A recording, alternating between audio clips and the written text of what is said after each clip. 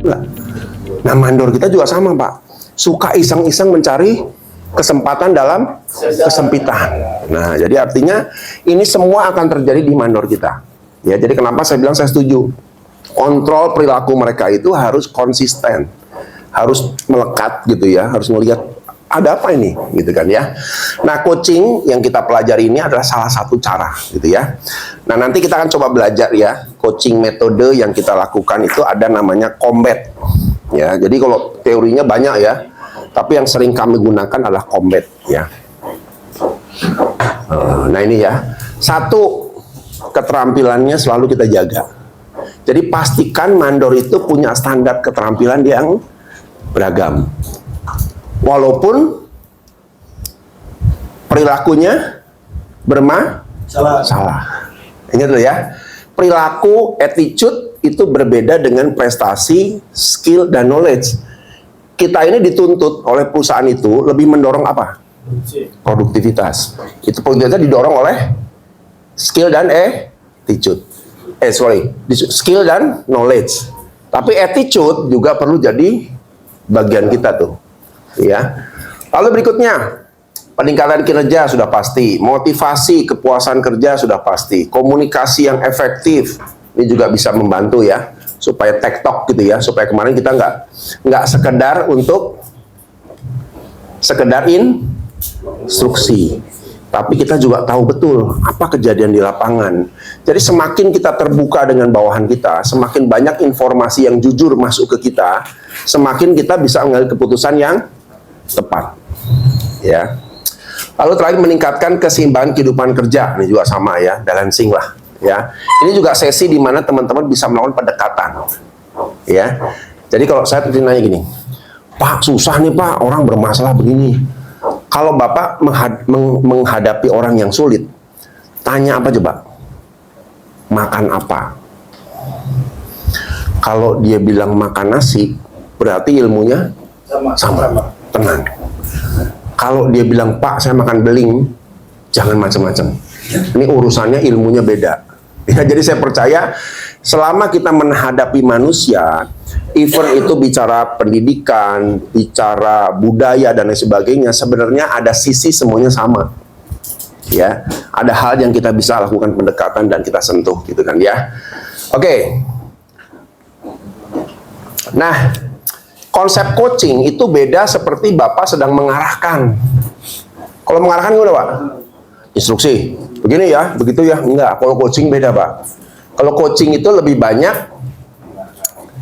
dengar. Nah, jadi listening. Karena bukan apa yang disampaikan yang perlu kita lihat, tapi apa yang ada yang tersirat, ada yang tersurat. Gitu kan ya. Apa sih yang dalam benak dia? Kenapa dia mengambil keputusan begitu? Ya, karena saya melihat begini Pak ya, banyak pimpinan yang sering menyalahkan. Wah, mau nih gitu aja nggak bisa dan lain sebagainya. Tanpa kita mau tahu dulu alasan dia mengambil jalan itu tuh kenapa? Ya, karena saya pada akhirnya kalau saya lihat ya, kalau dulu saya menengahi perdebatan ya antara atasan dengan bawahan, kadang-kadang atasan tidak mau tahu kenapa kok dia lakukan atau dia memutuskan sesuatu tanpa mau tahu belakangnya kenapa. Padahal kalau saya tanya, kamu kenapa kok seperti ini? Iya Pak, maksud saya sih seperti ini. Berarti antara pemikiran atasan dengan tujuannya bawahan ada perbedaan Pak. Nah, coaching inilah yang kita ingin ajarkan, tahu dulu alasan dia apa sih. Karena kita harus percaya, orang itu kalau masih mau niat kerja, dia sebenarnya tidak pernah ingin menghancurkan perusahaan. Hanya dia mengambil keputusan yang salah. Nah, keputusan itulah yang kita latih. Kenapa kok seperti ini? Sesuai SOP enggak? Oh iya Pak ya, benar juga ya. Nah, kita luruskan lagi tuh cara pikirnya. Ini loh relnya, ini loh jalannya. Gitu ya. Jadi kita harus jadi pendengar yang baik. Yang kedua, harus punya analisa yang ajar. Ini tadi rekomdis yang kita pakai itu caranya tuh. Kenapa? Di mana? Bagaimana kejadiannya? Berapa orang? Kan clear ya. Lalu yang terakhir apa? Nanya. Pertanyaan ini bukan interogasi. Ya, pertanyaan itu teknik bagaimana kita ngupas satu-satu permasalahan yang dihadapi gitu ya. Jadi ini 3 poin yang kita harus miliki sebagai seorang coach ya. Nah, ada satu metode gitu ya. Yang ini yang saya banyak pakai ya. Sebenarnya ada banyak, tapi saya selalu pakai ini karena apa? Karena tingkat kemudahannya gitu kan ya. Jadi disebut sebagai combat. Ada singkatan tuh, clarifying agenda. Clarifying itu apa sih?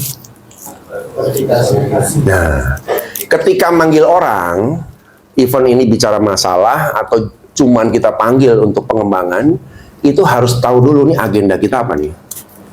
Makanya jangan pertanyaan kemarin ya. Pak, misalnya Pak sama nih? Pak Faisal, Pak Hafid.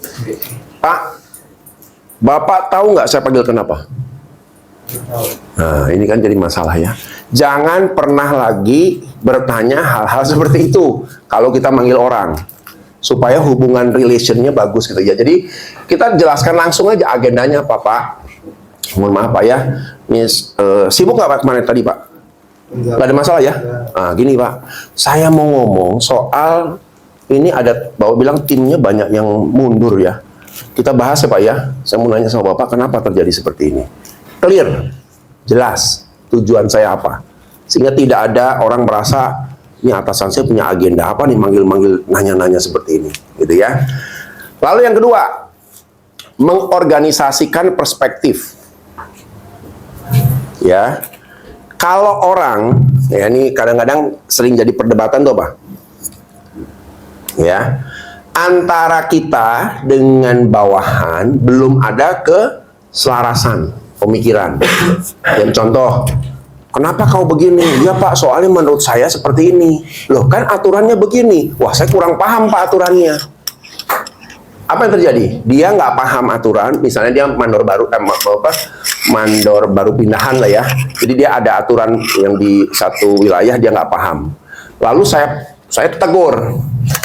Apa yang terjadi? Dia memang nggak paham. Dia belum tahu ada satu kebijakan yang agak sedikit berbeda. Apa yang terjadi? Nggak tahu apa yang terjadi. Nah, cekcok. Karena dia merasa, oh saya nggak tahu kok Pak. Ya saya tahunya ini Pak. Loh kok begitu? Nah, kita mengorganisasi perspektif dulu, sama nggak nih perspektif? Oh, ini SOP yang mana, aturan yang mana kita pakai nih ya? Misalnya. Nah, ini penting juga Pak. Dan di sini kalau belum beres di sini, kita nggak bisa masuk ke sini. Karena apa? Kalau belum beres sini, nggak bisa loncat sini. Belum ada belum ada kesepakatan. Mikirnya yang mana nih? Ya kan? Coba saya tanya ke Bapak nih, Pak Sawaji,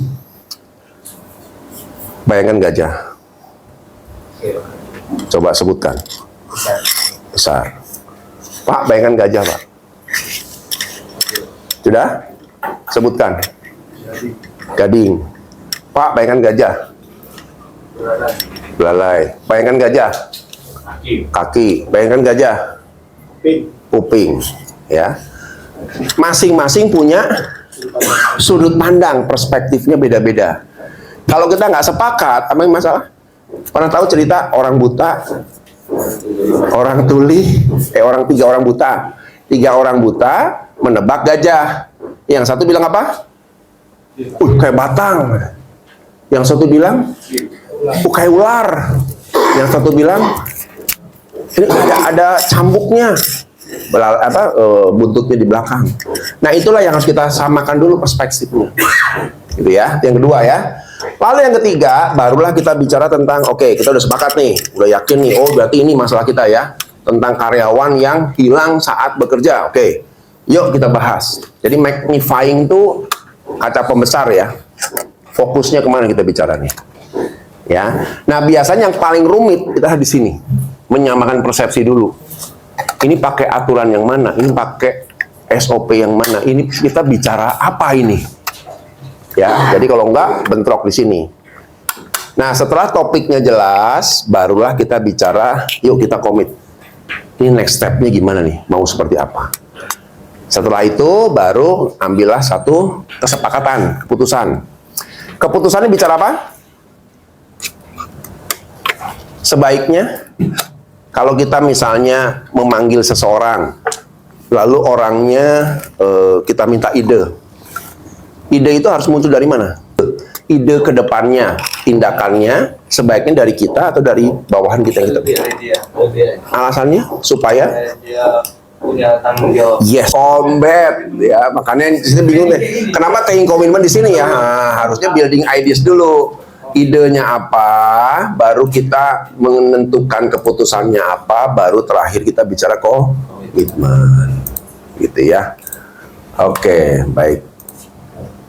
Kalau komitmen apa? Ya udah, next stepnya mau apa nih? Ya, sepakat ya. Jadi Anda tadi bilang katanya selama ini banyak hilang di tempat kerja karena sedang stres gitu ya. Lalu kita kasih solusi, sepakat, komitmen, mulai kapan kita akan bereskan, mulai kapan dia akan tidak hilang lagi, misalnya begitu. Ya, jelas ya? Ada pertanyaan di sini? Ya, oke. Kalau nggak ada, kita akan lanjutkan dengan latihan. Yuk. Di satu kolok ini, saya kirim nih. Dua.